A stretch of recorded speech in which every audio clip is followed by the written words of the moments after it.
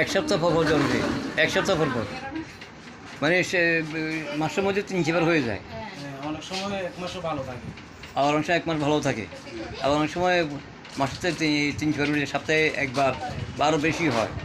শ্বাসকষ্ট হয় লগে, এমনি লগে শ্বাসকষ্ট হয় না। শ্বাসকষ্ট হয় না। ওই যখন কফ বাজে হুম, তখন একটু শ্বাসকষ্ট হয়। ও বুঝছি শ্বাসকষ্ট থাকে, ঠিক আছে। হার্নিয়া ডান পাশে, হার্নিয়া ডান পাশে। আর শ্বাসকষ্ট কয় বছর? শ্বাসকষ্ট কয় বছর ভুগতেছে? 2.5 বছর পর্যন্ত শ্বাসকষ্ট ভুগতেছে। আর জ্বর ঘন ঘন হয়, মাঝে তখন খিঁচুনি ওঠে, খিঁচুনি হয়, জ্বর অতিরিক্ত হলে তখন খিঁচুনি উঠে যায়। খিঁচুনি উঠে যায়। এগুলোর জন্য চিকিৎসা অ্যালোপ্যাথি চালাচ্ছেন এতদিন, এই তো কাজ হয়নি, এটাই তো কথা।